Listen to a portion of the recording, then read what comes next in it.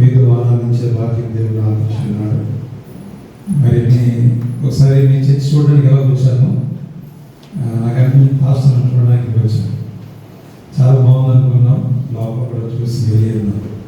చాలా ఆనందపడ్డాం. మరి ప్రేమతో ఆహ్వానించిన కృష్ణ గారు, అరుణ్ కుమార్ గారికి, తర్వాత సెక్రటరీ గారు మరి గాంధీ గారికి, ట్రెజరర్ గారు పివి ప్రతాప్ గారికి, వైస్ ప్రెసిడెంట్ గారు ఎన్కే జాన్ గారికి, joint secretary J Prasanna Kumar గారికి, ఇంకా డేకర్ బోర్డు మెంబర్స్కు, సేవ సమాజానికి, తర్వాత యూత్ వారికి, సండే స్కూల్ వారికి నా హృదయపూర్వక వందనాలు తెలియజేస్తున్నాను. మీ అందరికీ ప్రభు పేరు వందనాలు తెలియజేస్తున్నాను. నేనైతే చాలా సంతోషపడుతున్నాను ప్రేమ వాళ్ళ. మరి మా గురించి చెప్పాలంటే నాకు 25 సంవత్సరాలు పరిచర్య ఉంది. విజయనగరం జిల్లా మాది. ఇక్కడ 14 సంవత్సరాలు మార్టి చర్చిలో సంఘ కాపరిగా పనిచేశాను. చర్చిలో తర్వాత ఎందుకో కాకినాడ ఏపీఎస్ నుంచి చర్చిలో చూడగానే 2 మెసేజ్లు పిలిచారు నాకు గెస్ట్ స్పీకర్గా. ఒకసారి మెసేజ్ వచ్చినప్పుడు 2 సార్లు మెసేజ్ ఇచ్చాను. మరి 3ఓసారి కూడా పిలిచారు. ఎందుకో వాక్యం వచ్చి పాస్టర్ జాయిన్ అయిపోతారు అడిగారు. మరి 2018లో కాకినాడ ఏపీఎస్ చర్చిలో నేను సంఘ కాపరిగా అక్కడ జాయిన్ అవ్వడం జరిగింది. 2022 వరకు ఇక్కడ పాస్టర్గా పనిచేశాను. అక్కడ ఇప్పుడు కూడా బిజీ షెడ్యూల్ ఖాళీ ఉండదు. ఏపీఎస్ చర్చిలో మేమంత మంచి పరిచయం. పాస్టర్ గారు కూడా సేవ సమాజాన్ని చక్కగా మరి వారు 2 సార్లు ప్రాంతం ఉంటాను మంచిగా సేవ సమాజం నడిపించారు. మరి మాకు 2 కుమారులు, పెద్ద అబ్బాయి ఎంబీ చేశారు, ప్రస్తుతానికి హైదరాబాద్లో జాబ్ చేస్తున్నాడు. చిన్న కుమారుడు పూణేలో బైబిల్ కాలేజీలో మాస్టర్ ట్రైనింగ్ అవుతున్నాడు. రీసెంట్గా జాయిన్ చేశాను చిన్న అబ్బాయిని. 2 కూడా దేవుల్లో ఉన్నాను. మరి ప్రేమ వాళ్ళ మా కుటుంబం పరిచర్య మరి దేవుల్లో ఉండాలి. మరి దేవుడు బట్టి కాకినాడ వచ్చి సుమారు 7 సంవత్సరాలు అవుతుంది. ఏపీఎస్ అనంతరము కొన్ని చర్చెస్ ఆహ్వానం వచ్చాయి, 2-3 సంఘాలు, కానీ వెళ్ళలేదు. అయితే సెమినరీ ఆంధ్ర జగన్నాథ్పూర్లో పనిచేయడానికి 2023 నుంచి మొన్నటి వరకు జగన్నాథ్పూర్ సెమినరీ చర్చిలో మాస్టర్గా మరి పనిచేశాను. నేను చర్చిలో కూడా పనిచేశానండి. అక్కడ ఖాళీ చేసిన తర్వాత ప్రస్తుతానికి ఖాళీగా ఉన్నాను. మరి ఎవరు పిలిస్తే అక్కడికి వెళ్తున్నాను. దేవుడి చిత్తం అయితే మంచి సంఘం కోసం ఎదురు చూస్తున్నాను. మీ చర్చి నాకు చాలా బాగుంది, నచ్చిందండి. సిరీస్లో ఇలాగే మంచిగా చక్కగా కట్టుకుంటారు. మిమ్మల్ని అందరినీ చూసి నాకు చాలా సంతోషంగా ఉంది, ఆనందం ఉంది. దేవుడు ఇచ్చిన ఈ మంచి సమయం బట్టి దేవత దేవునికి శుద్ధి చేసిన మా కుటుంబం కొరకు, మా పరిచర్య కొరకు, నెక్స్ట్ పరిచర్య కొరకు దేవుడు ఎక్కడ తీసుకెళ్తారు, ఎక్కడ వాడుకుంటారనేది మీ ప్రార్థనలో జ్ఞాపకం చేసుకోవాల్సింది నేను కోరుతున్నాను. సరే, వాక్య భాగం వెళ్దాం. ఒక మాట చదివి ప్రార్థన చేస్తాం. వాక్యం కొరకు విలాప వాక్యాలు 4వ అధ్యాయం 1వ వచనము ఈ విధంగా రాయబడింది. విలాప వాక్యాలు పాత 694 పేజీ 4వ అధ్యాయం విలాప వాక్యం 1వ వచనం. బంగారం ఎట్లు మందగిల్లది, మేలు బంగారం ఎట్లు మార్చబడినది. ప్రార్థన చేసుకుందాం. కనుమూసుకున్న దేవుని ఆత్మ వరకు పరిశుద్ధాత్మ ప్రార్థన చేద్దాం.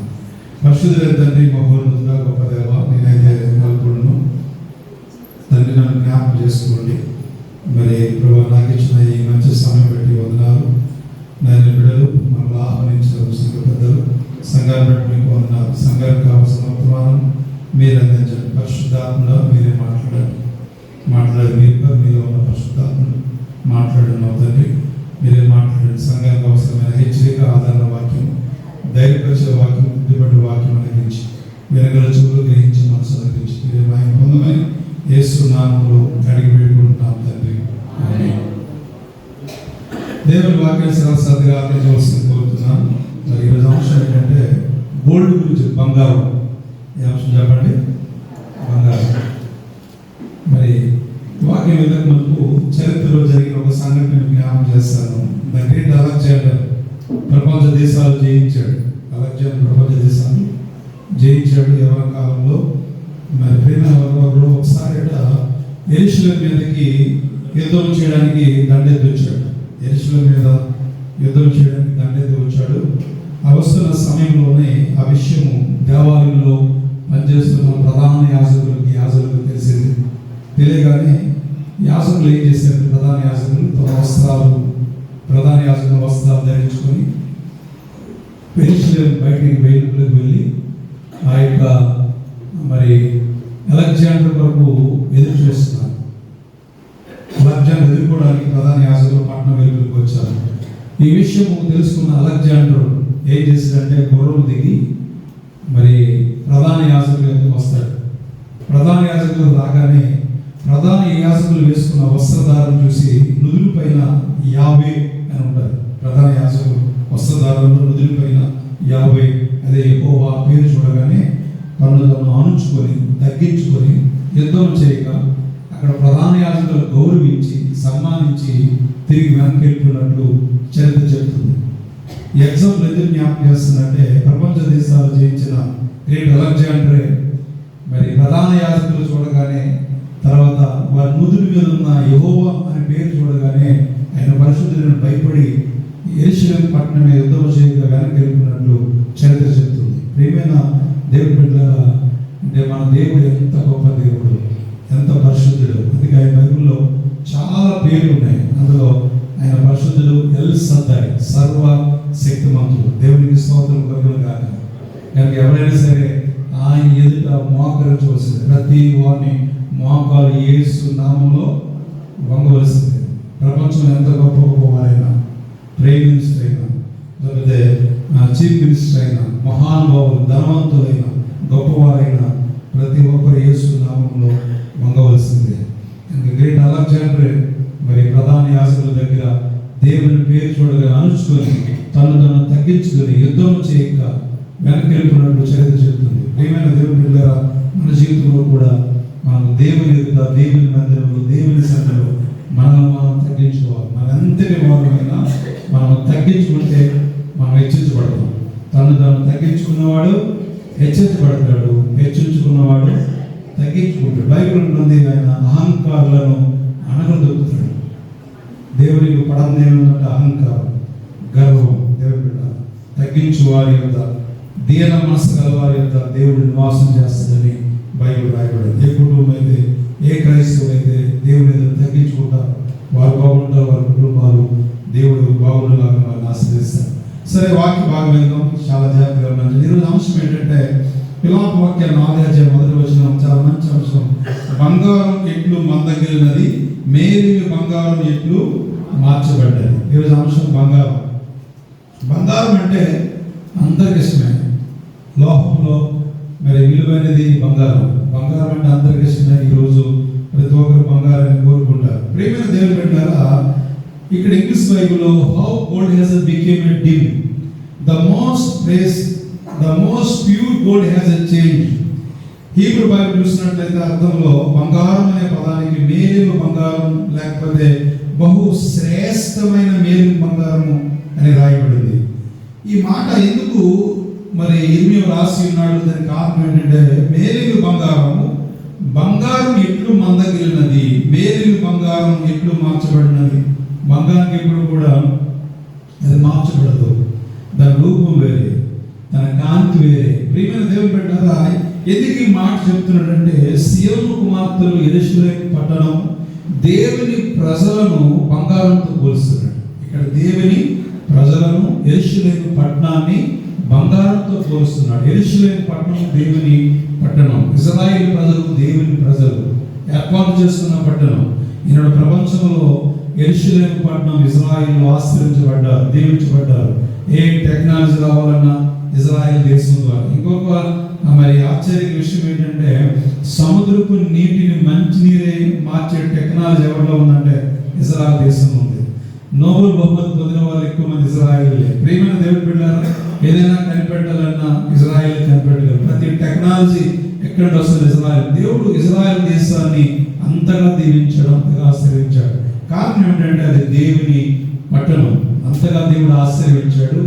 దేవుని ప్రజలతో ఏ విధంగా పోల్చున్నట్టు వీరు బంగారం లాంటి వారు. సియోను కుమార్తెలు దేవుని ప్రజలు యెరూషలేము పట్టణాన్ని ఏమన్నాడు? బంగారం. ఈ బంగారం ప్రజలు ఎట్లు మార్చబడ్డారు, మందగిలినారు. అక్కడ 4వ మనం చాలా జాగ్రత్తగా గమనించినట్లయితే 2వ వచనం చూడండి. మేలిమి బంగారంతో పోల్చబడిన సియోను ప్రియ కుమారులు ఎట్లు కుమారు చేసిన మంటి కుండలుగా ఎంచబడుచున్నారు. దేవుని ప్రజలు పట్టణం ఎందుకు ఇలా అయిపోయింది, మార్చబడుతున్నారు విషయం ఇక్కడ చక్కగా రాయబడింది. చాలా జాగ్రత్తగా గమనించండి. విలాప వాక్యాలు ఈ 5 అధ్యాయాల్లో మనం చాలా మంచి సారాంశం మనం నేర్చుకోవచ్చు. ఈ విలాప వాక్యము గ్రంథం మనం చాలా జాగ్రత్తగా గమనించినట్లయితే ఒక ఆయన అంటాడు భూస్థాపన పుస్తకం అన్నాడు.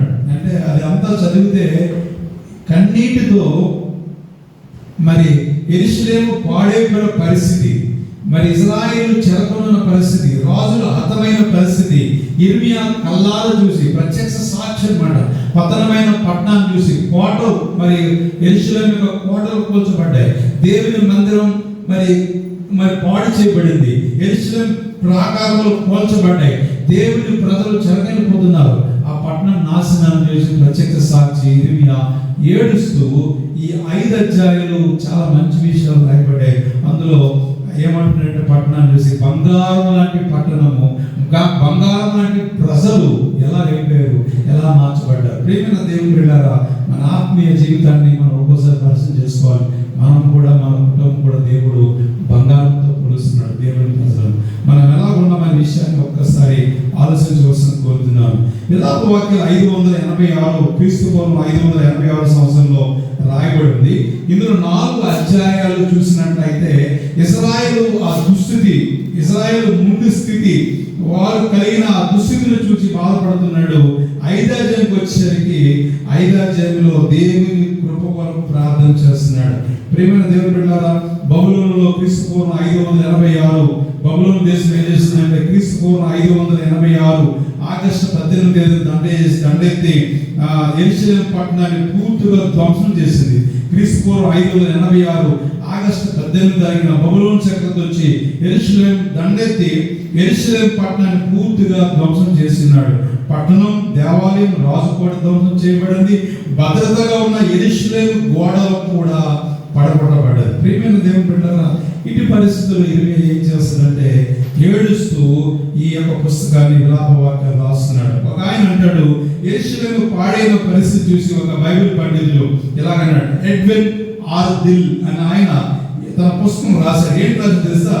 The mysteries numbers of the Hebrew Kings అనే పుస్తకంలో ఏం రాశాడంటే యెరూషలేము పట్టణం పతనం చూసి చాలా చక్కగా వివరించాడు.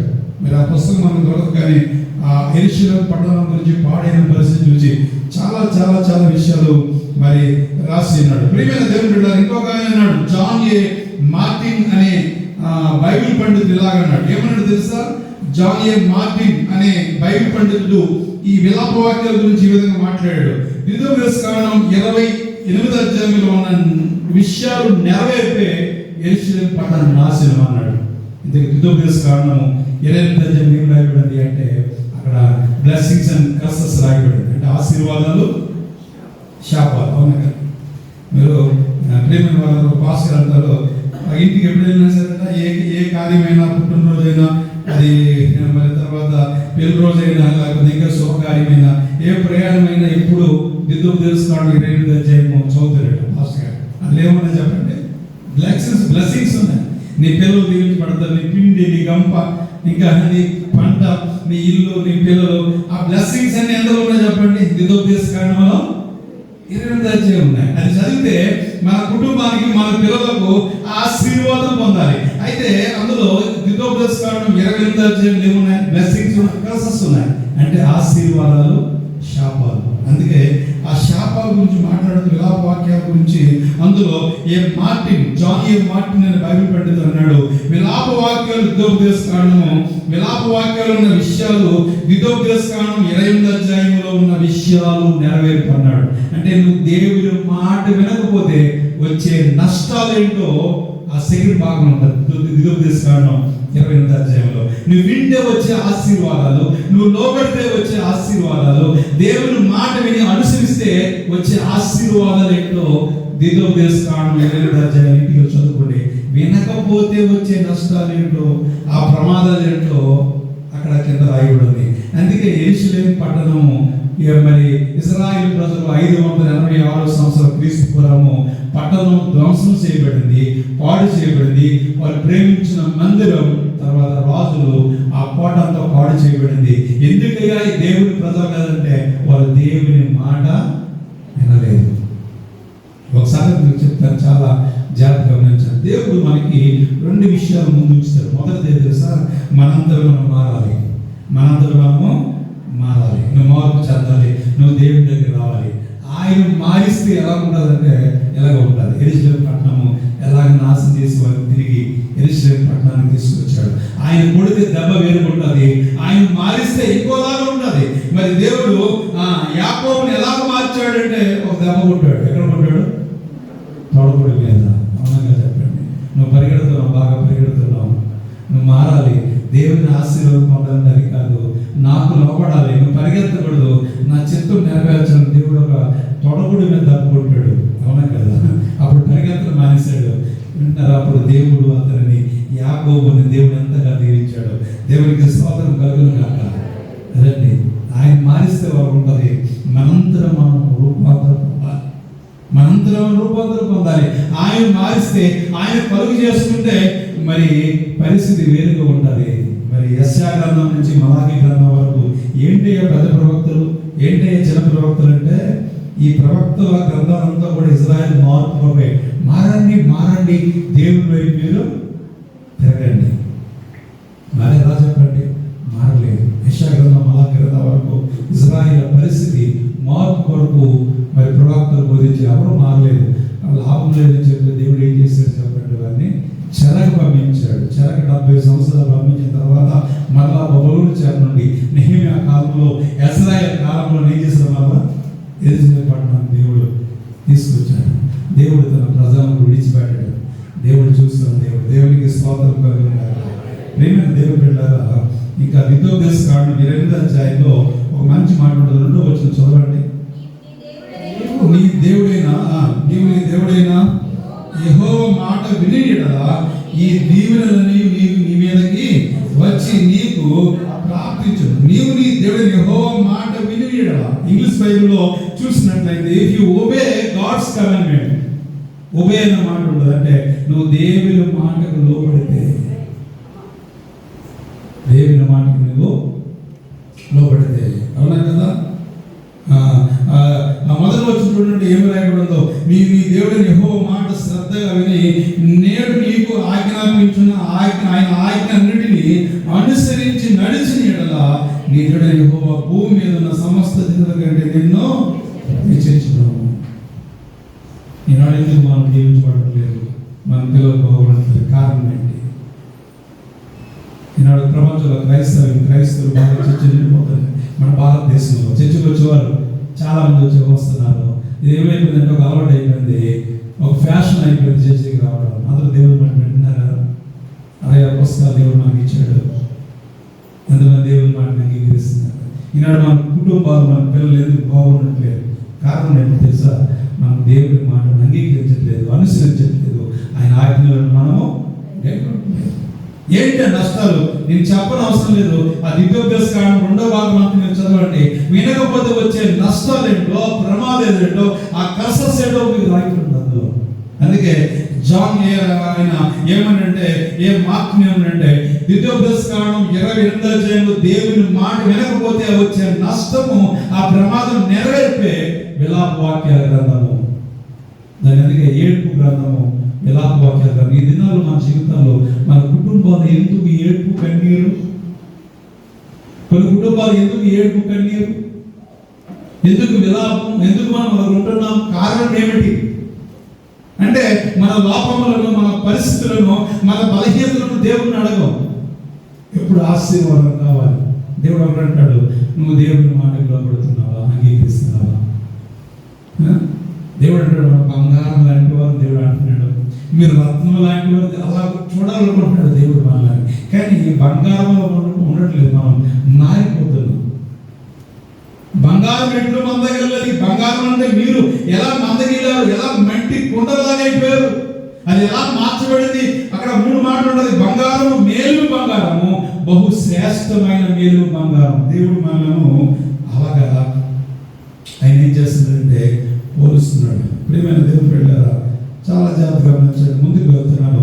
మీరు ద్వితోపదేశకాండం ఇంటికి వెళ్ళి చదువుకోండి. ఆశీర్వాదాలు మరియు కావాలంటే మనం అనుభవించాలంటే, మన కుటుంబం పిల్లలు బాగుండాలంటే ద్వితోపదేశ అర్థమైన చదవండి. దేవుని వాక్యానికి మనం భయపడాలి. సరే, ముందుకు వెళ్దాం. చాలా జాగ్రత్త గమనించండి. మరి ఈరోజు అంశం గోల్డ్ కదా. ఆ గోల్డ్ ఎవరో మనమే. దేవుడు బంగారంతో పోలుస్తున్నాడు. ఈ బంగారం గురించి మనం చూసినట్లయితే బైబిల్లో బంగారం అనే పదము 417 సార్లు రాయబడింది. బైబిల్లో బంగారం అనే పదము, గోల్డ్ అనే వర్డ్ సుమారు 417 టైమ్స్ రాయబడింది. 417 సార్లు బంగారం గురించి రాయబడింది. ఇంకా విషయం తెలుసా, బైబిల్లో దేని గురించి రాయబడిందని లేదండి, అన్నిటి గురించి, ప్రపంచంలో దాని గురించి రాయబడింది. ప్రతి దాని గురించి, ప్రతి జంతువు గురించి. నిజంగా చెప్పాలంటే బైబిల్ అంతగా చక్కగా వర్ణించబడింది. అంటే బంగారం గురించి సుమారు 417 సార్లు బంగారం గురించి రాయబడింది. ప్రేమ దేవుని బిడ్డల, గోల్డ్ యొక్క లైఫ్ ఎంతంటే 1000 సంవత్సరాలు ఉంటుంది. ఎంత ఉంటుంది చెప్పండి? 1000 సంవత్సరాలు ఉంటుంది. గోల్డ్ యొక్క లైఫ్ ఎంతంటే 1000 సంవత్సరాల వరకు గోల్డ్ ఉంటుంది. ఆ తర్వాత పోతే మనకు తెలియని నేను స్టడీ చేసి మీకు చెప్తున్నాను. ప్రేమ వాళ్ళ ఈనాడు చాలామంది ఏం చేస్తారు, ల్యాండ్ అని పెట్టుబడి పెడుతున్నారు, గోల్డ్ పెట్టుబడి పెడుతున్నారు. ల్యాండ్ కొంటే ల్యాండ్ పెరుగుతుంది ఎప్పటికైనా, గోల్డ్ కొంటే గోల్డ్ రేట్ ఎప్పటికైనా పెరుగుతుందని చాలామంది గోల్డ్ వైపు పరిగెడుతున్నారు. ల్యాండ్ వైపు వద్దని చెప్పలేదు. కొనుక్కుంటే దేవుడు ఇచ్చిన ఆశీర్వాదం, కొనంటే దేవుడు ఇచ్చిన ఆశీర్వాదం, దేవుడు ఇచ్చిన బ్లెస్సింగ్. దేవుడు బిడ్డలారా, 5 సంవత్సరాలు ఉంటుంది లైఫ్. తర్వాత సుమారు 6000 సంవత్సరాల నుండి ఈ బంగారం వాడుకలో ఉంది. ఎప్పటి నుంచి? సుమారు 6000 సంవత్సరాల నుండి ఈ బంగారం వాడుకలో ఉంది. ప్రియమైన వారా, చరిత్రలో వెళ్ళినట్లయితే ఇప్పటికీ మరి 1,60,000 టన్నులు బంగారం తవ్వబడిందట.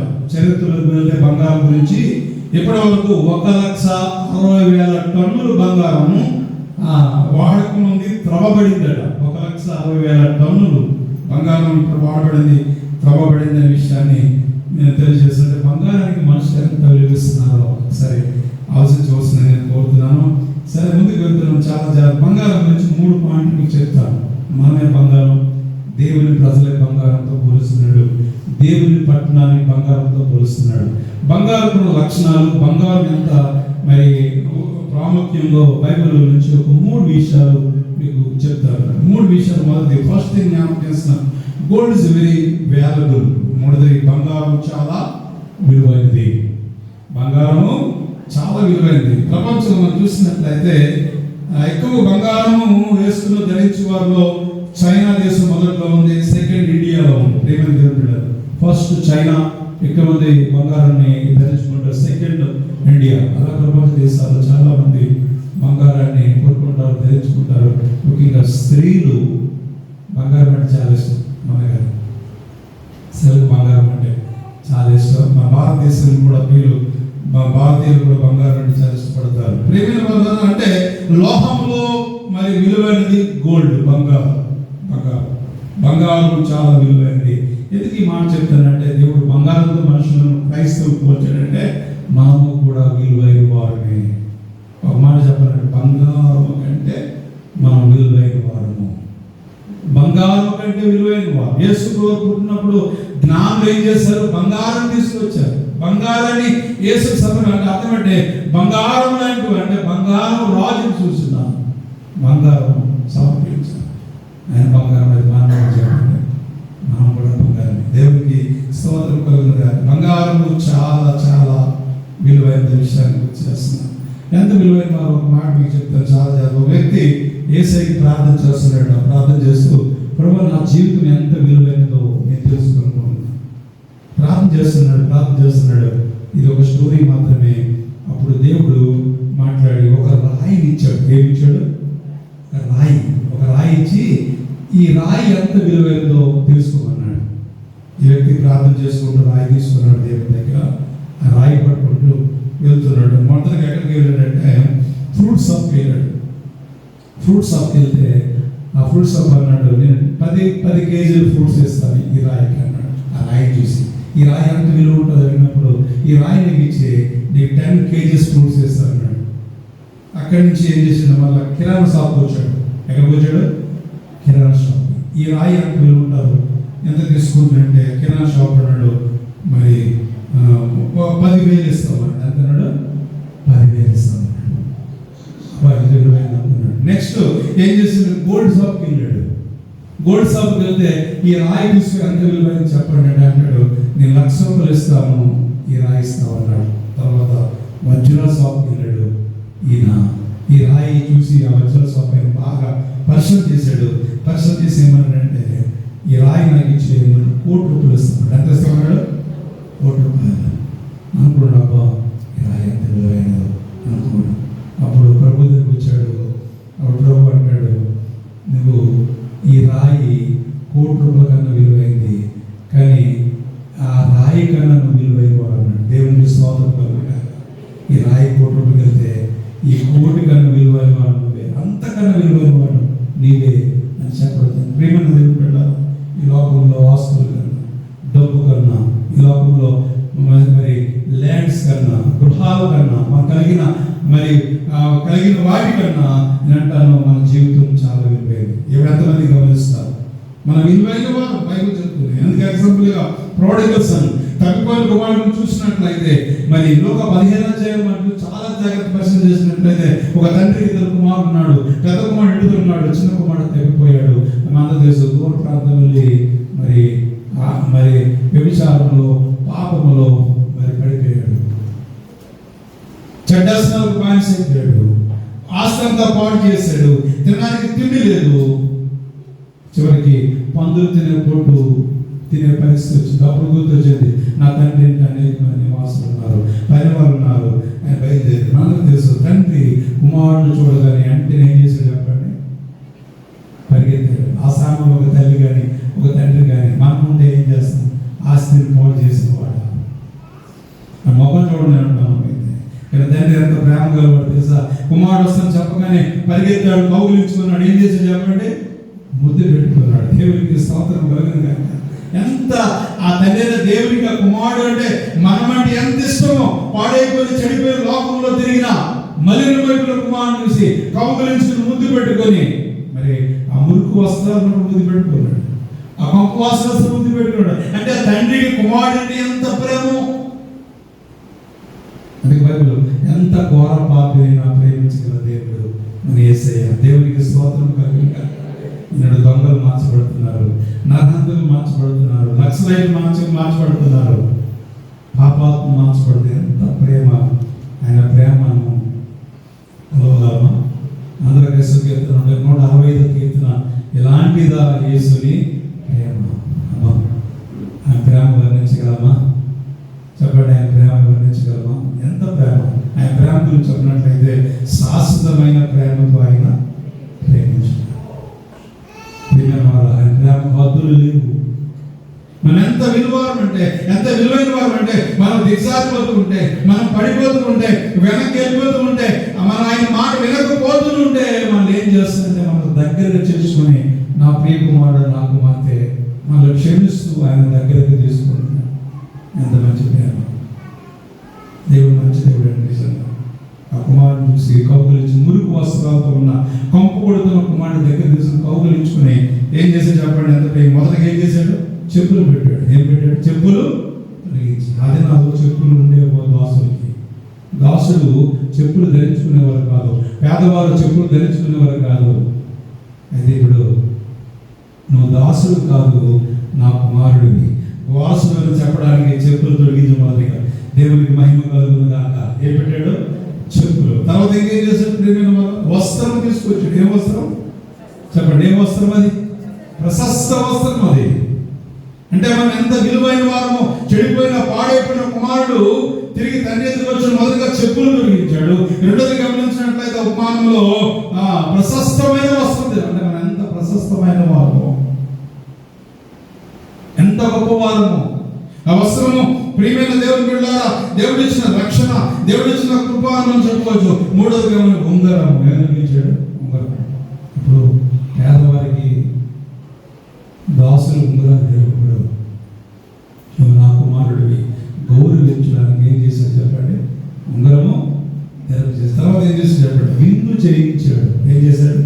విందు సంతోషాన్ని గుర్తు, విందు సమాధానం గుర్తు, విందు ఆనందాన్ని గుర్తు. మరి ఆ తండ్రి ఆ ప్రోడక్ట్స్ తప్పిపోయిన కుమారుడు ఆ తండ్రి ఎంత ప్రేమించాడు కుమారుడు చెప్పాడు. అంటే ఎంత విలువైన వాడు ఈ కుమారుడు. ఈ నా కుమారుడు తప్పిపోయి మరలా బ్రతికను అని మంచి సాక్షి చెప్పాడు లోకసు 15 అధ్యాయం.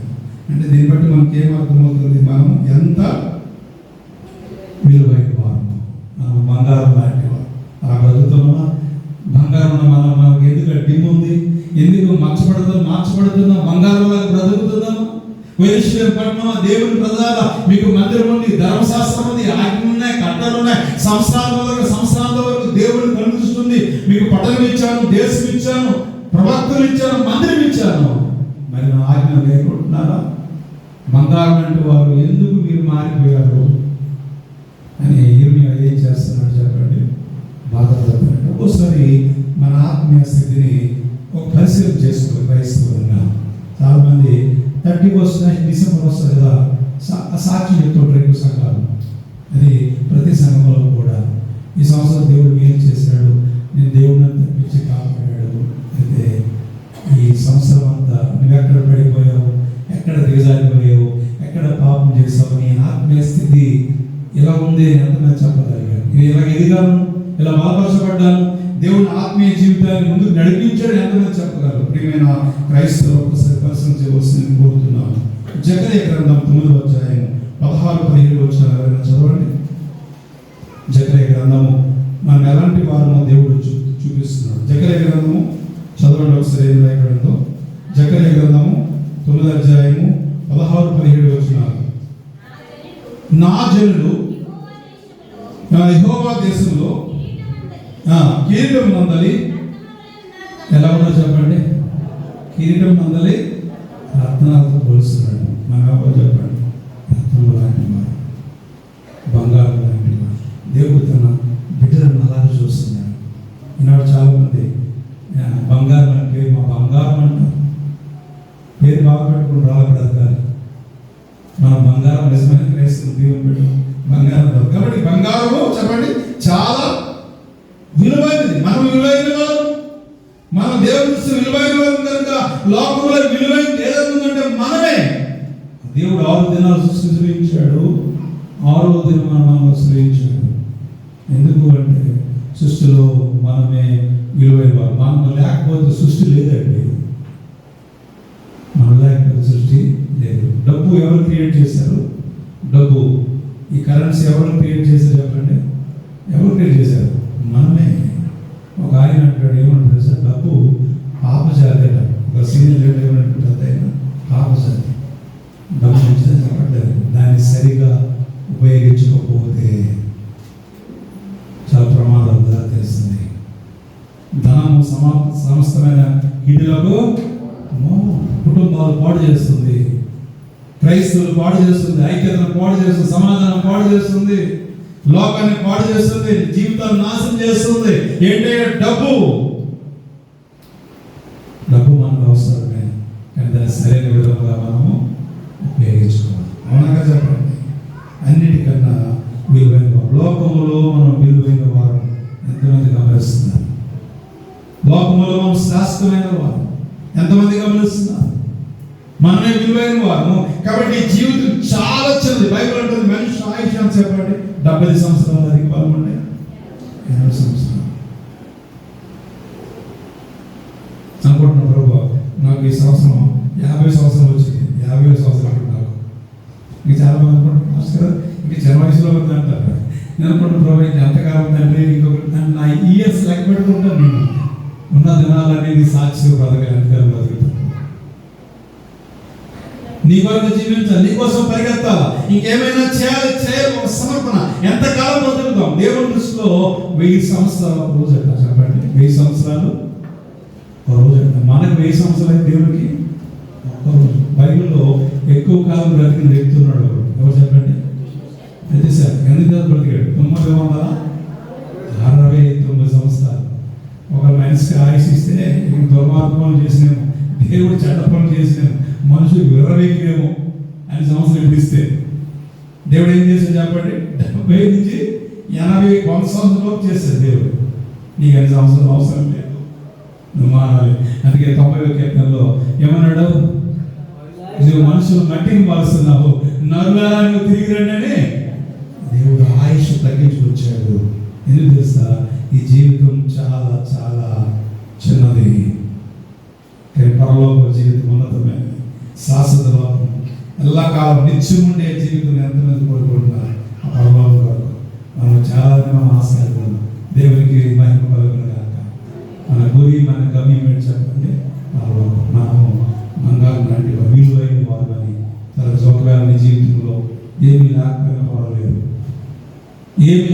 పర్వాలేదు, అనారోగ్యంతో బాధపడుతున్నా పర్వాలేదు, ఈ లోకంలో మనం ఏమి కలిగలేకపోయినా పర్వాలేదు. ఒకటే దేవుడు మాట్లాడు, విలువైన దానము, విలువైన వాడు, నా కుమార్తె, నా కుమారుడా, అక్కడ నీకు పరలోక రాజ్యంలో స్థానం ఉందనే ఆ యొక్క మాట మనకు చాలా మంచి జీవితానికి.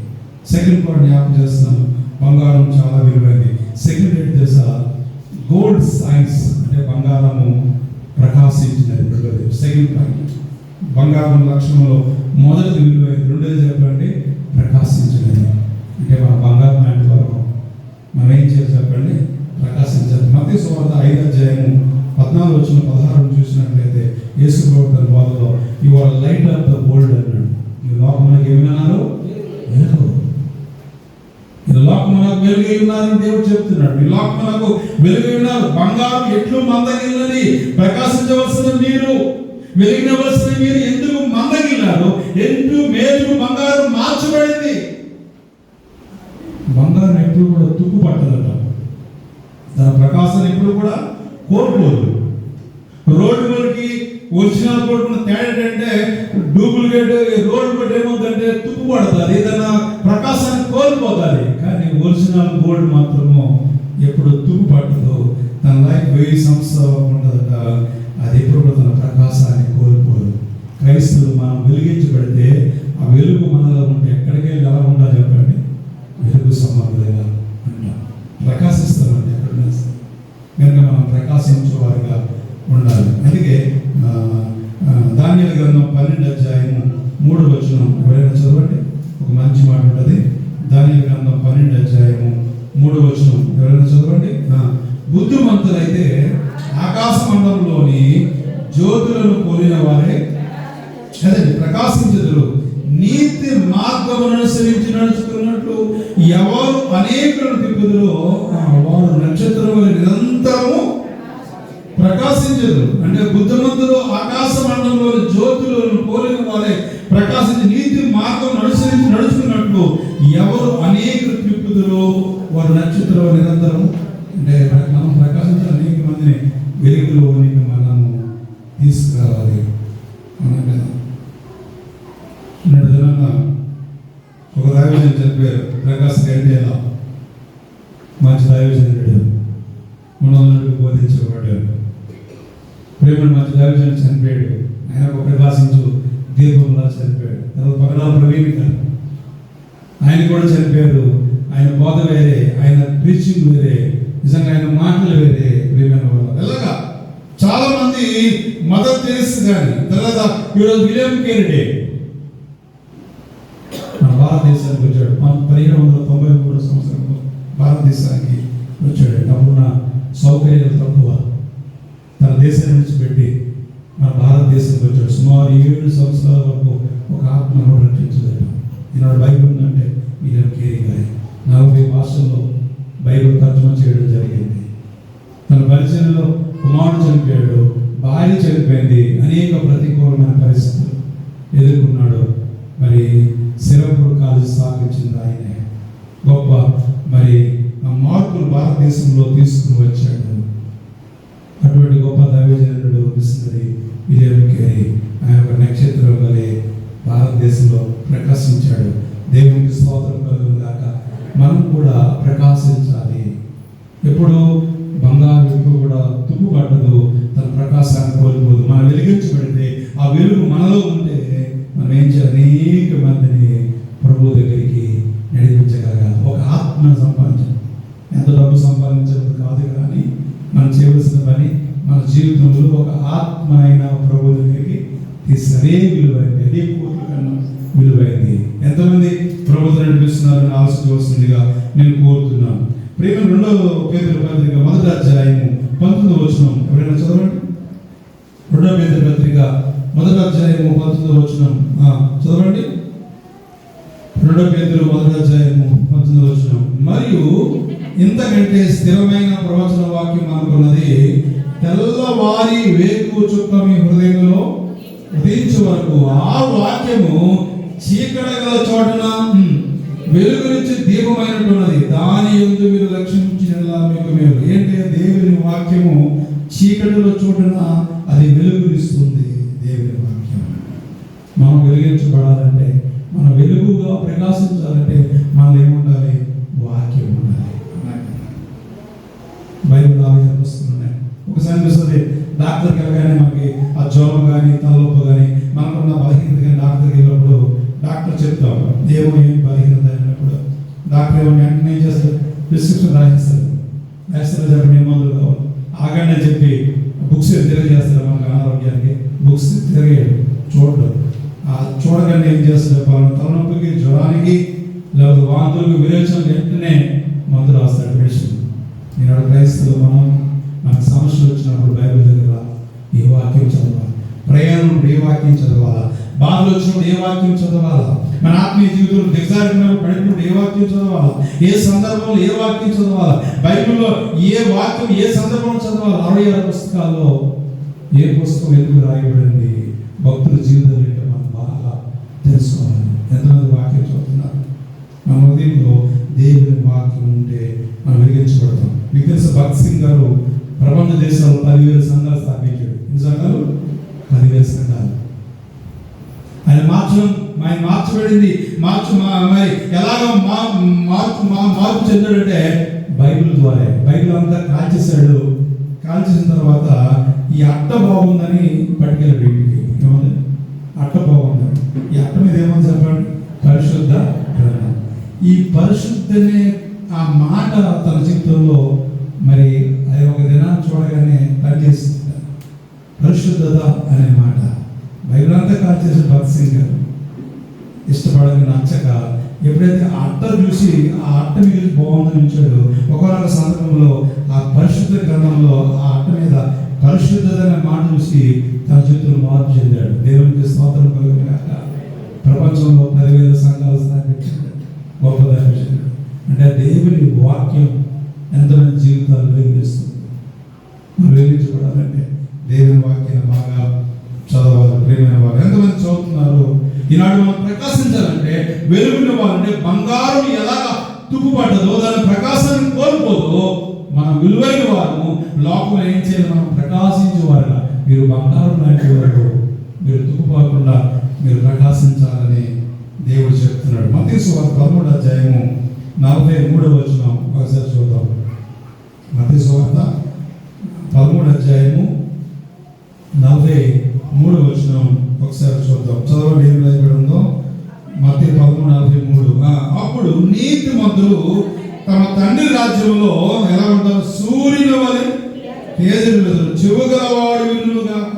అప్పుడు నీతిమంతులు తమ తండ్రి రాజ్యంలో సూర్యుని వలె. మనం ఎక్కడ తేజరిల్లాలి, ప్రకాశించాలంటే ఎక్కడ తేజరిల్లితే, ఇక్కడ బంగారంలాగా ప్రకాశిస్తే అక్కడ మన వెలుగు సమాధానం. మనం అక్కడ ప్రకాశిస్తాం. మన కిరీటాలు, మన బహుమానాలు, మన ఘనతలు, మన పేరు ప్రఖ్యాలు ఎక్కడ కావాలి చెప్పండి? ఎక్కడ కావాలి? అక్కడ. బలి నమ్మకమైన మంచి దాసుడు. నాకు బైబిల్ ఒక తల్లి, జగదేవ కుమారు తల్లి, నిజంగా ఎంత ధన్యురాలో. ఏమన్నది? యేసు వచ్చి, యేసు ప్రభువా, నీ ఆ రాజ్యములో, తండ్రి రాజ్యములో కుడి వైపున ఎడం వైపున నీ పక్కన నా కుమారులకి స్థానం ఇవ్వకపోయింది. ఈ మాట విన్నప్పుడు ఆ తల్లి ఎంత మంచిదో ఆలోచించింది. అంత మంచి కోరిక. ఈనాడు తల్లిదండ్రులు ఏం కోరుకుంటున్నారు? మా పిల్లలు చర్చ చేయ ప్రభువా, వివాహం చేయ, ఉద్యోగులు లేవు ప్రభువా, అలాగే మా బిడ్డలను దీవించు ప్రభువా. ఇవన్నీ దేవుడు సహకారం ఉపయోగించేస్తాను తెలుసు. అని ఇచ్చిన బ్లెస్సింగ్ మరి భౌతిక సంబంధమైన, రెండోదిగా స్పిరిచువల్ ఆత్మ సంబంధం ఎప్పుడూ ఇచ్చాడు. నా పిల్లలు ప్రభు రాజ్యంలో ఉండాలి. ఎంతమంది కోరుకుంటున్నారు? మాకు తెలిసిన ఒక తల్లి ఏమన్నదంటే, పాస్టర్ మీకు కనపడగానే నాకు బాగా పరిచయం. పాస్టర్, మా పిల్లలు దేవుళ్ళు ఉండాలి, మీరు ప్రేర్ చేయండి. ఒకటే కోరుకుంటున్నాను, మా పిల్లలు అందరూ కూడా దేవుడు ఉండాలి, ప్రభులో ఉండాలి. పిల్లల భవిష్యత్తు కోసం, ఉద్యోగం కోసం, వివాహం కోసం ప్రార్థన కోరట్లేదు. ఏం కోరుతుందంటే మా పిల్లలు ప్రభువులో ఉండాలి, దేవుల్లో ఉండాలి. ప్రభువులో ఉంటే దేవుడిని ఆశీర్వదిస్తాడు. ఉద్యోగం, వివాహాలు, వాళ్ళ భవిష్యత్తు గడిచినట్టు. అందుకే యుద్ధం తీసుకుని నిరంతరం ఆయన మాట విని జాగ్రత్తగా విని ఆయన అనుసరించి శ్రద్ధగా గైకుంటారో ఈ దీవెనలన్నీ మీకు ప్రాప్తించండి. వినండి, మీ పిల్లలు ప్రభువులో ఉంచండి. ప్రభువుని కలిగి ఉంటే మీరు అడగడం అవసరం లేదు. దేవుడిని సమస్తం ఏం చేస్తాడు? సమకూర్చే దేవుడు గొప్ప దేవుడు. మనం ఎక్కడ చేసేది కాదు, ఒకటే సేవకుడు కాదని అంటారు. ఇక్కడ కాదండి, ఏ సంఘంలో పనిచేసినా ఒకటి చెప్తాను ఏంటి తెలుసా? ఒకవేళ సంఘములో నేను అక్రమంగా అన్యాయంగా తప్పు చేస్తూ ఉంటే దేవుడు నన్ను శిక్షించడం కాదని చెప్తాను. ఒకటే చెప్తాను, నమ్మకంగా బ్రతకాలి, సేవకుడుగా నమ్మకమైన సేవ చేయాలి. మా కుటుంబం కానీ మా పిల్లలు కానీ ఒక మాదిరికరమైన కుటుంబంలో ఉండాలని ఆశ. ఎక్కడ పనిచేసినా మంచి సాక్ష్యంగా ఉండాలని ఆశ. ప్రభువులో సంఘాన్ని నడిపించాలని ఆశ, తప్పన. ఇక్కడ కాదు బహుమానం కావాల్సింది. ఎక్కడ తీసుకెళ్ళాలంటే ఎక్కడ చెప్పండి? పరలోకంలో నీతి ముందు. అక్కడ మనం బహుమానం పొందాలి. మనం అనేకుల్ని ప్రభు నడిపించాలి. మీకు తెలుసు టైటానిక్ షిప్ గురించి, తెలుసా? టైటానిక్ షిప్ గురించి అంతా మునిగిపోయింది. సుమారు మరి ఎంతమంది చనిపోయి 1500 మంది చనిపోయినట్టు మరి తెలియజేస్తున్నారు ప్రేమైన వాళ్ళ. అయితే టైటానిక్ షిప్ మునిగిపోతున్న టైంలో సుమారు 2:20 నిమిషాలకు మరి తెల్లవారుజాము మునిగి చెప్తున్నారు. అయితే 1500 మంది చనిపోయిన టైటానిక్ షిప్ ప్రేమైన వాళ్ళ. ఆ షిప్కు 3 షిప్పులు దగ్గరలో ఉన్నాయి, 3 పడవలు దగ్గర ఉన్నాయి. టైటానిక్ షిప్ మునిగిపోతున్నప్పుడు ఆ మునిగిపోతున్న టైంలో ఒక తారాజీవ లాంటిది పైకి వదలడం జరుగుతుంది. షిప్ మునిగిపోతుంది, చనిపోబోతున్నారు, దగ్గరలో ఉన్నారు, ఎవరైనా కాపాడండి పైకి తారాజీవ లాంటిది బయటికి వేస్తారు. పైకి వేసినప్పుడు దగ్గరలో ఉన్న వాళ్ళు ఎవరైనా ఏ షిప్ వారు చూసి ఏదో ప్రమాదం ఉన్న షిప్ దగ్గరకు వస్తారు. అందులో దగ్గర 3 షిప్లు ఉన్నాయట. మొదటి షిప్ ప్రేమ వల్ల 7 మైళ్ళ దూరంలో ఉంది, కానీ రక్షించడానికి వారు ముందుకు రాలేదు. దగ్గరలో ఉన్నారు 7 మైళ్ళ దూరంలో. అయితే తారాజీవ పైకి ఎగరగానే ఒక షిప్, ఈ టైటానిక్ షిప్ మునిగిపోతుంది, ఏదో ప్రమాదం జరగబోతుంది, దగ్గరికి రక్షించాలని ముందుకు రాలేదట. కారణం ఏంటంటే వారు చేపలు పడుతున్నారు. ఏ చేపలు పడుతుంది తెలుసా? సీల్ చేపలు పడుతున్నారు. అంటే ఆ సీల్ చేపలు పట్టకూడదు, అది అక్రమం, తెలిసిపోతుంది. వారు అక్రమమైన మార్గం నడుస్తున్నారు, సీల్ చేప పడుతున్నారు. అక్కడ వెళ్తే మా పరిస్థితి ఈ అక్రమం బట్టబలైపోతుంది, వెళ్ళకూడదని వారు తప్పించుకున్నారు. 2వ షిప్ కూడా ఉంది ప్రేమ. 2వ షిప్ 14 మైళ్ళ దూరం ఉందట. 2వ షిప్ వీరు సహాయం చేయడానికి ముందుకు రాలే. ఎప్పుడైతే తారాజీవ బయటకు చూసారో ప్రమాదం పడవుంది, షిప్ మునిగిపోతుందని తెలిసినప్పటికీ 14 మైళ్ళ దూరంలో ఉన్నారు, కానీ సహాయం చేయడానికి రాలేదు. ఎందుకు రాలేదు తెలుసా? కారణం రాత్రి వేళ చీకటి, ఐస్ బర్గర్లు ఉన్నాయి కొండలు, వెళ్తే మాకే ప్రమాదము జరుగుతుందో అని వాళ్ళు వెళ్ళే భయపడ్డారు. 3వ షిప్ సుమారు 50 మైళ్ళ దూరంలో ఉంది. ఎప్పుడైతే తారాజీవ పైకి ఎక్కిందో ప్రమాదం ఉందని తెలియగానే మరి షిప్ యొక్క కెప్టెన్, ఆయన పేరు ఆర్డర్ హెన్నీ రోస్టర్ అన్న ఆయన మంచి క్రైస్తవుడు, భక్తిగల క్రైస్తవుడు, మోకరించి ప్రార్థన చేశాడు. మొదటిగా మోకరించి ప్రార్థన చేశాడు. మోకరించి ప్రార్థన చేసి బయలుదేరాడు. దేవుడు బిడ్డలారా, బయలుదేరి టైటానిక్ షిప్ దగ్గరికి వెళ్ళాడు. 50 మైళ్ళ దూరం సుమారు 4 గంటలు పట్టింది. వెళ్ళి 705 మందిని రక్షించాడు. దేవునికి స్తోత్రం కలుగును. ఎంతమంది? 705 మందిని రక్షించాడు. మొదటిగా మోకరించాడు, ప్రేయర్ చేశాడు, మరి 705 మందిని రక్షించాడు. మొదటిగా 7 మైళ్ళ మొదటి షిప్ వెళ్ళలేదు అక్రమకారులలో. రెండోదిగా 14 మైళ్ళ షిప్ మాత్రం వెళ్ళలేదు, ఎందుకంటే ఐష్ బార్గర్లు ఉన్నాయి, చీకటి, రాత్రి ప్రయాణం, వెళ్తే మాకే ప్రమాదం జరుగుతుందో తెలియదు, భయపడ్డాడు. 3వ షిప్ మంచి క్రైస్తవుడు, ఈ ప్రేమ water captain order Henry Roster అయిన మంచి భక్తి గల క్రైస్తవుడు మోకరించాడు.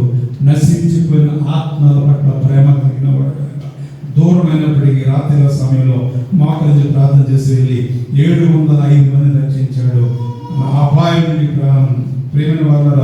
తర్వాత తాను వచ్చే మార్గం చూస్తే రాత్రి అట ఎలా వచ్చాను పరిశ్రమ చేసినప్పుడు అవన్నీ ఐస్ బర్గర్లు, కొండలు, ఇవన్నీ కనబడుతుంది. అందులో రైస్ బర్గర్ ముక్కలతో ప్రమాదకరమైన పరిస్థితి వచ్చే మార్గం. అంటే దేవుడు తన తన హస్తం నుంచి రాత్రి నడిపించి ఎక్కడ తీసుకెళ్ళాడు? టైటానిక్ షిప్ తీసుకెళ్ళి వారిని రక్షించడానికి దేవుడు అతను వాడుకున్నాడు. దేవునికి స్తోత్రం కలుగును గాక. ఎంత కాపుదల దేవుడు. మనం అనేక ఆత్మల ప్రభుత్వం నడిపించాలి. మనం ప్రకాశించవాలని ఉండాలి. ఐస్ బగ్గలను దేవుడు కాపాడాడు. కారణం ఏంటంటే అది నిజమైన క్రైస్తుడు, పరిశుద్ధుడు. ఆపదలో ఉన్న వారిని, ప్రమాదంలో ఉన్న వారిని మరి అగ్నిలో లాగినట్టు ఎలాగైనా కాపాడాలని బయలుదేరాడు. 705 మంది రక్షించాడు. ఎందుకంటే నీతి మంత్రులు అనేక మంది ఆయన చూసి నమస్కరించారు. దేవుడు అన్నారు ఎవరు అంటే క్రైస్తవులు అని చెప్పాడు. నిజంగా క్రైస్తవులు అంటే ఎలాగంటే వెలుగు సమాధానం కూడా క్రైస్తవ దేవుడు మన జీవితం ఎలా ఉందో ఒకసారి పరిశీలన చేస్తున్నారు. 2 పాయింట్లు మీకు చెప్పాను. బంగారం చాలా విలువైనది. మన విలువైన వారు లోపల ఏంటంటే 2 బంగారం ఎటువంటి చెప్పండి, అది ప్రకాశించినది. కాబట్టి కొంచెం ముగించేస్తాను. బంగారం ఎటువంటిదంటే బంగారానికి ఉన్న గుణం ఏంటంటే సాగే గుణం ఉంది. బంగారం మరొక గుణం ఏంటి చెప్పండి, సాగుతుంది. బంగారం ఒక వస్తువుగా ఒక చైన్గా చేయాలంటే బాగా సాగుండాలి, బాగా సాగుండాలి. సాగే గుణం ఉంటుంది దానికి. ప్రేమ దేవుని బిడ్డలారా, ఆ గోల్డ్ బిస్కెట్ చూసిన తర్వాత దాన్ని ఎలా ముక్కలు చేసి ఎలా సాగు తీస్తారో వస్తువు చేయడానికి, చైన్ చేయడానికి. ప్రేమ అందుకే బంగారానికి ఏముందంటే సాగే గుణం ఉంది. అలాగే మన జీవితం కూడా సాగాలండి. ఎక్కడ వేసిన గొంగలో ఉండిపోకూడదు. మన ప్రార్థనలో ముందుకు వెళ్ళాలి, ఆత్మీయతలో మనం ఎదగాలి, దేవుల్లో బలపడాలి, ఆత్మలో ఫలించాలి, మన విశ్వాసంలో ఎదగాలి, దేవుల్లో బలపడి ఉండాలి. కానీ బైబిల్ ఏం చెప్తుందంటే కొంతమంది క్రైస్తవులు ఎన్ని సమస్యలైనా ఉండండి ప్రశ్నలుగా ఉన్నారు.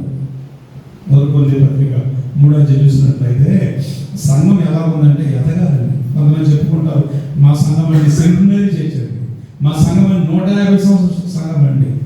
అయితే నా క్రైస్తవులు 50 సంవత్సరాలండి, 60 సంవత్సరాలు అని చెప్పుకుంటారు. అయితే ఒక ప్రశ్న వేసుకోవాలి, నీ ఆత్మీయ జీవితం ఎంత, నీ విశ్వాసం ఎంత? దావీదు బైబిల్లో పరిపూర్ణమైన విశ్వాసం, 100% విశ్వాసం కలిగే భక్తి కూడా ఉంది దావీదే.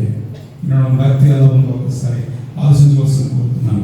మన ఆత్మీయ జీవితం ఎలా ఉందో ఆలోచించవలసి కోరుతున్నాం. మన ఆత్మలో ఎదుగుతున్నామా, మన ఆత్మలో బలపడుతున్నామా? ప్రియుడా, ఆత్మలో వర్ధిల్లుతున్నది నువ్వు అన్ని విషయంలో నువ్వు ఎదగాలి, విశ్వాసంలో ఎదగాలి, నువ్వు సాగాలి, ప్రార్థనలో సాగాలి, ఆత్మీయతలో సాగాలి, దేవునిలో ముందుకు సాగాలి. బంగారం సాగే గుణం ఎలా ఉందో మన జీవితంలో సాగాలి. ప్రేమ దేవుడు పెట్టారా? యెషయా గ్రంథం 54వ అధ్యాయంలో ఇది నాలో సంఘాలు ఎలా ఉన్నాయి, బాప్టిజం మీరైతే మంచి మందిని పెట్టుకున్నారు, నాకైతే చాలా సంతోషం ఉంది. అయితే బాప్టిజం చేసే దినాలు ఎలా ఉన్నాయి ఆలోచించవలసింది నేను కోరుతున్నాను. చూడండి ఒకసారి యెషయా గ్రంథం 54వ అధ్యాయము 2-3 వచనాలు. ఇది ప్రతి సంఘానికి చాలా కావాల్సిన వాక్యం. యెషయా గ్రంథం 54:2-3 వచనాలు ఉంటుంది. నీ గుడారపు స్థలమును సాలపరచు. ఒకప్పుడు ఉమ్మడి కుటుంబాలు, ఒక ఇంట్లో 10 మంది 15 మంది, అందరూ కుమారులు మరి కోడలు అందరూ ఒకే దగ్గర ఉండేవారు మంచి ప్రేమగా. ఆ దినాలు వేరే. ఇప్పుడు ఒక భార్య భర్తలు లేకపోతే కుమారుడు నలుగురు ఉంటున్నారు, ఒక్కొక్క గది, ఒక్కొక్క రూము. ఇది మా బెడ్రూమ్, ఇది మా చిల్లర బెడ్రూము. చివరికి ఈ దినాలు పరిస్థితి అయిపోయిందంటే భార్య భర్తలు ఒక రూమ్లో, ఒక బెడ్రూమ్లో పడుకోలేని, కలిసి జీవించలేని పరిస్థితి దినాలు ఉన్నాయి. నీదో బెడ్రూమ్, నాదో బెడ్రూమ్ అంటే ఇల్లు విశాలత వచ్చింది, కానీ హృదయాలు మాత్రం దూరపరచబడుతున్నాయి. దేవుడు అంటాడు, గృహాలు ఈ విధంగా విశాలపరచబడుతున్నాయో, గృహాలు కాదు సంఘాలు విశాలపరచబడాలా. దేవునికి స్తోత్రం కలుగును గాక. ఏమని చెప్పండి, గుడారపు స్థలమును విశాలపరచు, మునిగి నివాసం తెరలు నిరాటంకముగా సాగని, నీ త్రాలును పొడుగు చేయము, నీ మేకులను తెచ్చుకోవటము. నేనంటే ప్రతి బాప్టి చర్చికి దినాన కనీసం ఒక 2 బ్రాంచెస్, ఒక 3, ఒక 4, 5 స్థాపించగలగాలి. చాలా మంది అంటారు మరి సెమినరీ చేర్చండి 150 సంవత్సరాలు. ఒకే ప్రశ్న అడుగుతున్నాను, అటువంటి సంఘాలకి ఏంటి తెలుసా? ఎన్ని బ్రాంచెస్ చేసిందా? 7 సంఘాలు స్థాపించాను. సంఘాల డబ్బు, మా సంఘం ఎంత డబ్బు ఉందంటారు, ఎంత డబ్బు ఉందని అంటారు. డబ్బు అది పాపజాతి. సద్వినియోగం చేసుకోవాలా, సంఘ కాదు. ఈనాడు సంఘం ఎలా అయిపోయిందంటే యేసుప్రభు ఒక తలాంతు గురించి మాట్లాడుతూ 3 తలాంతుల గురించి 3 సంపాదించాడు, 5 తలాంతులు మరి 2 సంపాదించాడు. కానీ ఒక తలాంతు చూసి ఏం చేస్తాడు? భూములోన బాధ పెట్టాడు. ఎందుకు ఇచ్చాడు ఈ తలాంతు? దాన్ని సాగదీయాలా, ఉపయోగించుకోవాలా. ఒక తలాంతు తీసుకున్నాడు, ఏం చేసి వేసుకోవాలి. మరి ఆ యజమాని తీసుకున్నాడు అనమాట. ఉపయోగం లేని పని చేసి ఎలా నష్టపరిచావు? ఈనాడు బాప్టిజం చేసి ఎలా ఉన్నాయి ఒక్కసారి ఆలోచించవలసిన సెమినరీ చేసి ఎలా ఉన్నాయి, పెద్ద సంఘాల పరిస్థితి ఎలా ఉన్నాయి ఒకసారి ఆలోచించండి. రానున్న దినాల్లో బాప్టిజం సంఘాలు విస్తరించాలి, మన ఆత్మీయ జీవితాలు వర్ధల.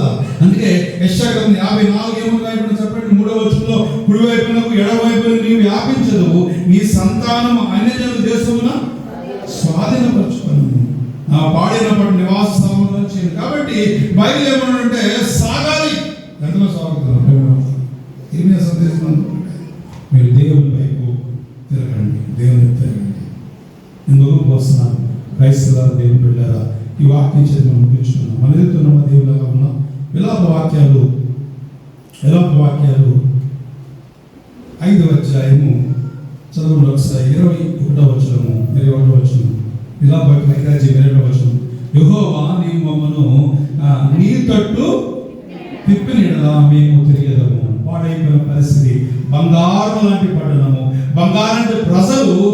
మీరు 5వ అధ్యాయం చూస్తే వారికి ఆస్తులు లేవు, పొలాలు దోచుకున్నారు, మరి వారి ఆహారం లేదు, ఇల్లు పాడైపోయి తినడానికి తిండి లేదు, తాగడానికి నీళ్ళు లేవు. 5వ అధ్యాయంలో చాలా బాధపడుతున్నారు, చనిపోతున్నారు, పరదేశంలో వెళ్ళిపోతున్నారు, బాధపడుతూ అన్నాడు. ఆ పట్టణాన్ని చూసి ఏడుస్తూ కన్నీరు కారుస్తూ దేవుని అడుగుతున్నాడు, యెహోవా నీవు మమ్మను నీ తట్టు తిప్పినలా మేము తిరిగి. మేము మళ్ళీ బంగారం లాగా ఉన్నారు.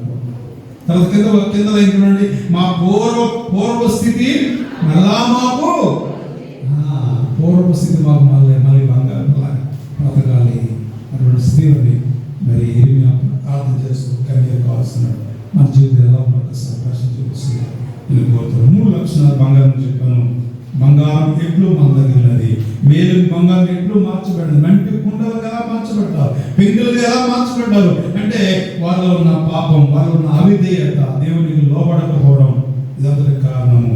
ప్రేమైన వల్ల మరి బంగారం గురించి మాట్లాడుతూ మీరు చాలా విలువైన ఉండేది. బంగారం ప్రకాశించినది. 3వది చెప్పండి, బంగారానికి సాగే గుణం ఉంది. మనం దేవుల్లో సాగాలి, ప్రార్థనలో సాగాలి, ఆత్మీయతలో వరదలాలి, మన కుటుంబ దేవుడు బలపడుతూ ఆయన సాక్షిగా చేద్దాం.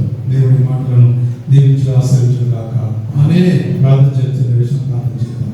లేచిన కూడా వచ్చిన ప్రార్థన చేస్తాను. మీ అందరి కోసం ప్రార్థన చేస్తాను. మీ అందరి కోసం ఒక మాట జ్ఞాపకం చేస్తున్నాను. ప్రభావ బంగారం లాంటి వారు ఆయన, మేము బంగారం, మా కుటుంబం మేము బంగారం లాంటి వారు. మీరు విలువైన వారు. బంగారం ప్రకాశించినది, అనుభవం ప్రకాశించాలి. మేము సాగాలి దేవుల్లో. ప్రభావ ఎక్కడ వేసిన బొమ్మలు అక్కడ లాగా ఉండకుండా, పిల్లలు ఇంకా బస్ పిల్లలా మేము ఉండకుండా, ఇంకా ఆత్మీయులు చిన్నపిల్లలాగా ఉండకుండా, తండ్రి యేసయ్య మేము బలపరచబడాలి, ఆత్మీయులు ఎదగాలి, నాయన వాక్యములు ఎదగాలి, ఫలించాలి. అటువంటి జీవితం మనకు ప్రభావి మనం అడుగుతాం, పశ్చాత్తాపడతాం. మీరు ఒకవేళ ఆత్మీయ జీవితంలో పడిపోయారేమో, దిగజారిపోయారేమో, మరి ఆత్మీయ స్థితిని కింద పడిపోయారేమో, మళ్ళా దేవుడు అంటాడు రిస్టోర్ అని చెప్తున్నాడు. మళ్ళా మరి తిరిగి రా, దేవుని తిరుగు, ఇంకా బాగుండాలి. మరి మీ జీవితాలు దేవుడు ఆశీర్వదించడానికి సిద్ధంగా ఉన్నాడు. రాజా నీ సన్నిధిలోనే ఉంటానయ్యా,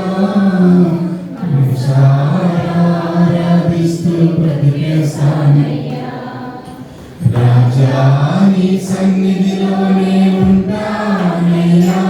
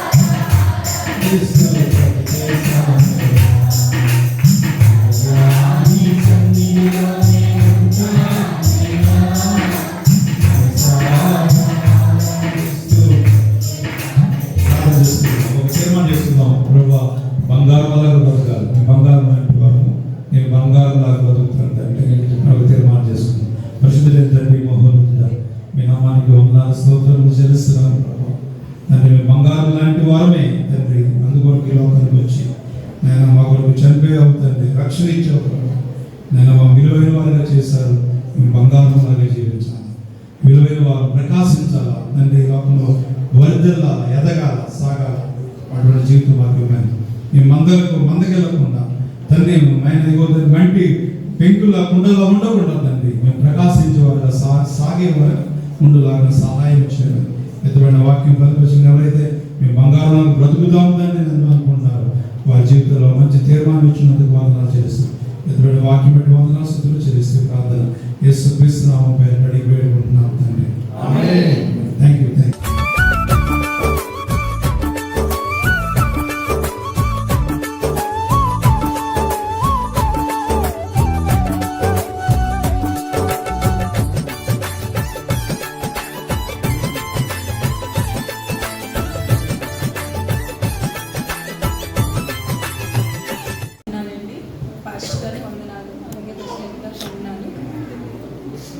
ఇక్కడ వచ్చిన పెద్దలందరికీ వందనాలు.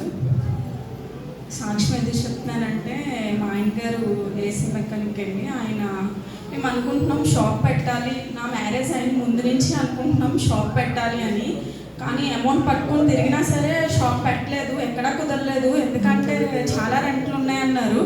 తిరిగారు కానీ అవ్వట్లేదు. మేము అనుకోకుండా మా ఇంటి దగ్గర షాప్ ఉంది ఖాళీగా, చాలా పెట్టి తీసేస్తే నేను అన్నాను కింద షాప్ ఖాళీగా ఉంది అంటే, మా అత్తయ్య గారు అన్నారు ఒకసారి వెళ్ళి అడగండి, ఎందుకన్నా మంచిది, అడిగితే ఏమంటారో చూద్దామంటే వెళ్ళి అడిగామండి. అడిగిన తర్వాత వాళ్ళు ఏమన్నారంటే ఒక 4 నెలలు అడ్వాన్స్ ఇవ్వాలి షాప్కి, అప్పుడు పెట్టుకోండి అన్నారు.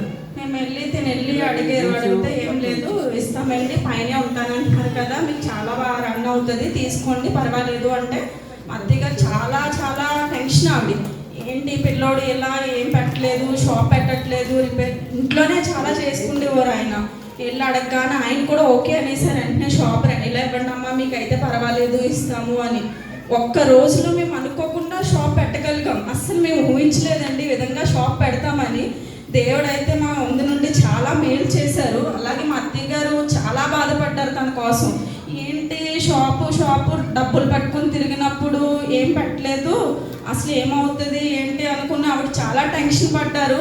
ఆగస్టు 15 షాప్ ఓపెన్ చేసామండి. పాస్టర్ గారే వచ్చి ఓపెన్ చేశారు. అనుకోకుండా పెట్టాం, దేవుడు మా అందున్నారు, చాలా మేలు చేశారు. అలాగే తనకు కూడా చాలా మంచి ఆరోగ్యాన్ని శక్తిని ఇవ్వాలని కోరుకుంటున్నాము. మా అత్తయ్య గారికి కూడా మంచి ఆరోగ్యాన్ని, ఆవిడ ఫారెన్లో ఉంటారు, ఆవిడ కూడా కొంచెం త్వరగా వచ్చేయాలని కోరుకుంటున్నాం. మా కుటుంబం కొరకు ప్రార్థన చేయమని అడుగుతున్నాము. నా సాక్ష్యంలో ఏమన్నా తప్పులు ఉంటే నాకు క్షమించండి. ఈ చిన్న వాక్యం దేవుడు దీవించును గాక.